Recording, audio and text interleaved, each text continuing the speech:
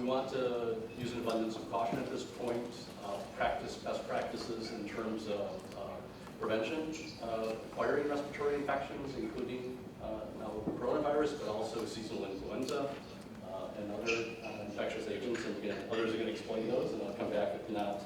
But I think just to slow down, what we're trying to do is recognize balance the risks, understand what precautions we can take, and understand how we proceed forward with our normal daily routine as we're able.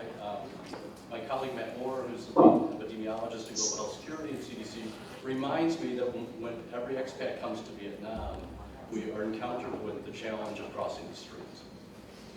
And we either have to decide that we're going to engage the streets and figure out how to get across it, do it prudently, learn how to do it, how to manage it, or we're going to stay on one side of the street for most of our work here in Vietnam. And we know to treat buses differently than motorbikes. When we're doing that, there are certain intersections we actually only cross inside a car, and other ones we feel happy to engage and trust that the social contract on the street will work. I think that's part of that what we want to think about in this. So we will learn more, but we want to sort of balance the risks about what we know now, and we can talk more, and I'll keep it a little short.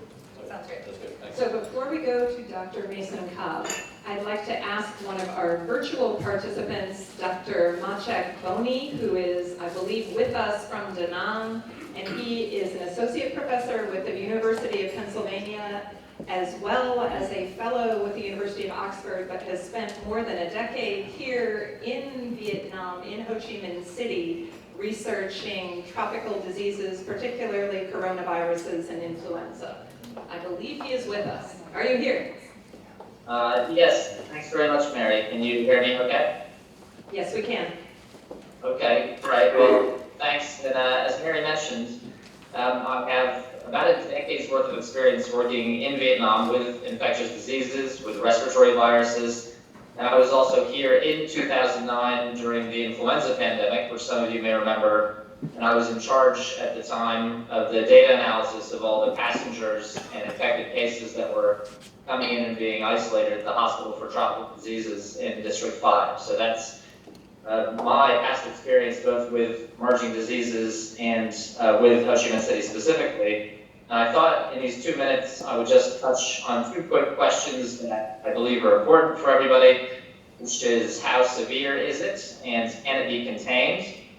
So just following on a little bit from John's comments, the numbers that you see both in the media, also in the scientific literature and in social media, are that the case fatality is around 2%. And that's 2% of all identified cases. So the 25,000 cases that you probably see all over the news, that's a small fraction, but epidemiologists call the tip of the iceberg. It's just a small fraction of probably the true number of cases that are circulating.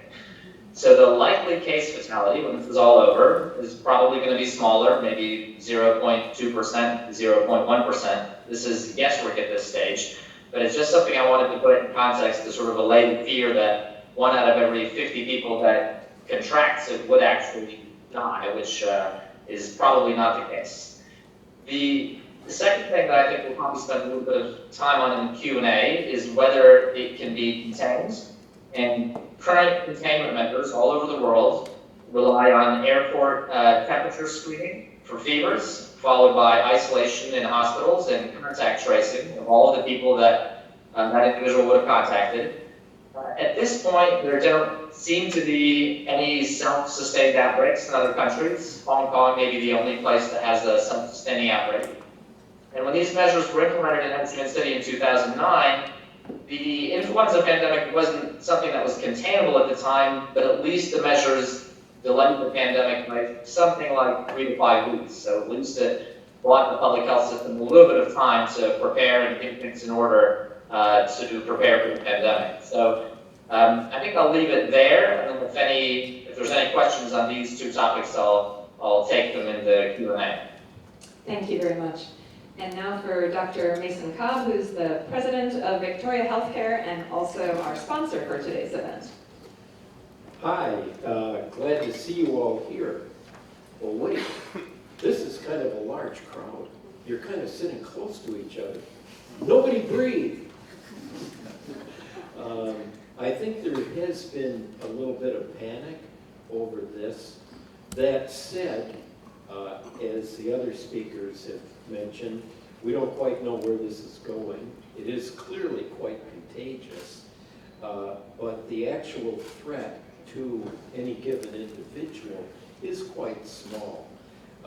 We're talking about a death rate of around 2.2 or 2%, and also that it may be quite a bit less than that in terms of likely projected cases that haven't been discovered.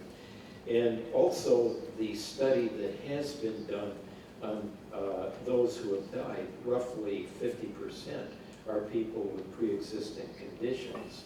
That is, if you're healthy, your risk of dying from this at most is about 1%.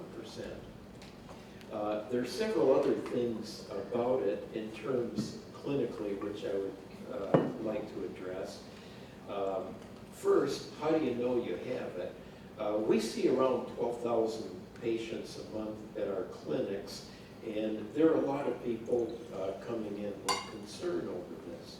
And certainly, people are getting the flu, the seasonal flu. People are getting seasonal allergies. People are getting the common cold and coming in with some of the same symptoms. The thing that's striking about this is that there tends to be a respiratory, that is, a lung involvement in most cases. However, 98% will have fevers. So if you're getting that sore throat, cough, runny nose, but no fever, it's much less likely that you would have this. Other symptoms that are quite striking is there is frequently a cough, and about a third of the cases are going to have fatigue and muscle aches. One of the problems with this is that it may be up to 14 days before you have symptoms. And on average, it's about 8 days from the time you have your first symptoms until the time you have actually shortness of breath, which is the hallmark of this condition. So it is good if you feel that you're getting ill, and particularly if you have a fever, to get it checked out and see what's going on. If you do think you're getting it, but you're not so sure, you're not very sick, that is the time where it may be worthwhile to wear a mask so you're not coughing directly on those who are close to you. We had a discussion about that earlier. There is a lot of misinformation about masks. If you just go on the street and you look around, it looks like a robbers convention because everybody's wearing a mask. In real life, unless you have one of the N95 masks, which is form-fitted and is great if you're dealing with people with tuberculosis or something, but the average person isn't going to buy an N95 mask, and they're certainly not going to put up hour after hour, day after day with the discomfort. So the average off-the-shelf mask here, you're basically breathing air in from around the mask. It may be helpful if someone stands directly in front of you and sneezes unprotected right in your face, and in the 1 in a million chance that they actually have the virus, that could make you sick. But for 1 in a million chance, do you have to run around with a garden variety mask? Probably not. And on the other hand, it is probably spread by so-called droplets. So if you're within 2 meters of people and you're talking to them, you are at some risk of contracting the disease. But there again, the mask isn't going to do much for that anyway. So it's worthwhile, if you do think you're coming down with it, to and you're not too ill and you don't really think you have it, it's good to self-isolate. Be sure that you're washing your hands, that you're sanitizing your hands frequently, that even in your house you're not using the same utensils, that you're cleaning surfaces frequently. And as most people are doing here today, rather than the mask, good hand sanitation with special attention to your fingers is probably the most important thing that you guess I'll wrap it up at that point and move on. Thank you very much. And now I'd like to shift gears a bit to one of our experts on the